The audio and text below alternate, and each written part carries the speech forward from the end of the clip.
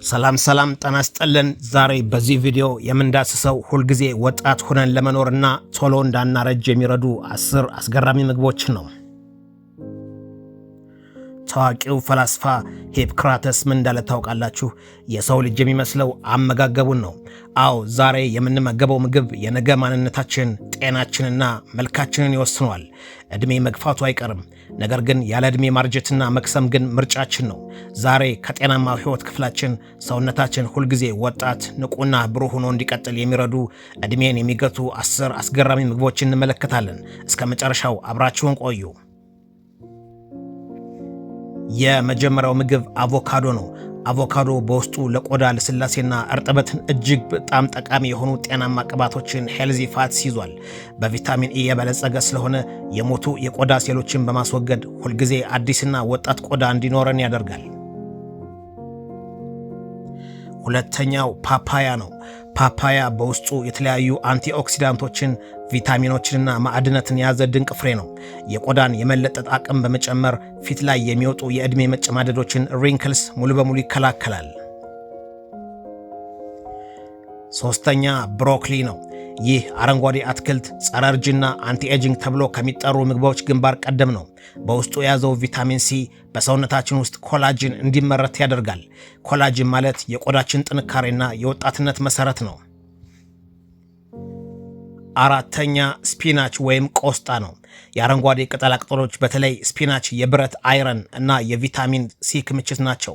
ሙሉ ሰውነታችንን የኦክሲጅን ዝውውር እንዲኖረን በማድረግ ቆዳችን ደም ግባት ያለውና ብሩህ ሆኖ እንዲታይ ያደርጋሉ።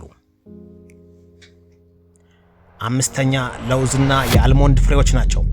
ለውዝ በተለይ አልሞንድ በቪታሚን ኢ የበለጸጉ ናቸው። ቪታሚን ኢ ቆዳችን ከፀሐይ ጨረር ዩቪ ሬይስ እንዳይጎዳና የቆዳ ሴሎች እንዳያረጁ የሚከላከል ጠባቂ ነው።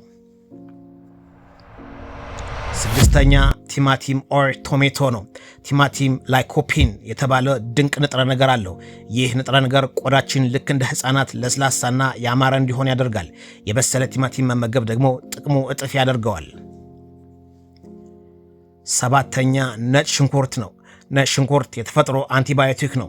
በውስጡ ያሉት ንጥረ ነገሮች የሰውነታችን መቆጣት ወይም ኢንፍላሜሽን በመቀነስ የውስጥ አካላቶቻችንና ቆዳችን በጤናማ ሁኔታ ለረዥም ዘመን እንዲኖሩ ያግዛሉ። ስምንተኛ እርጎ ወይንም ዮጎርት ነው። የውስጥ ጤና ለውጭ ውበት ወሳኝ ነው። እርጎ ለሆድ ዕቃና ለጨጓራ ጤንነት የሚረዱ ጠቃሚ ባክቴሪያዎችን ፕሮባዮቲክ ይዟል።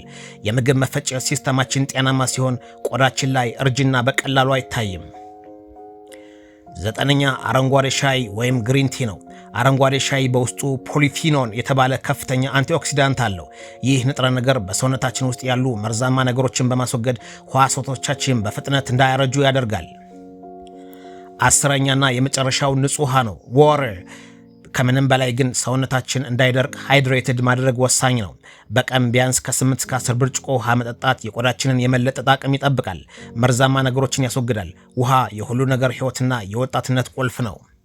እንግዲህ አስታውሱ፣ ውድ የሆኑ የፊት ክሬሞችን ከመግዛት ይልቅ ጤናማ አመጋገብን የዕለት ተዕለት ልምዳችን ማድረግ የረዥም ዘመን ወጣትነት ያሸልመናል። ምክንያቱም እውነተኛ ውበት ጤና የሚጀምረው ከውስጥ ነው።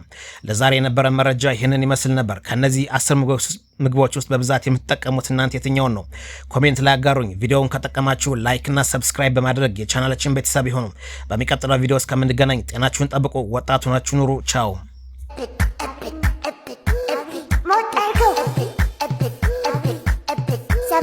ሰማሆይ የሚወራውን ወሬ እኔ ሀብታም ዶኖ እድል ተጠቅሜ እንዴት ቆያ ብጥበል መጀመሪያ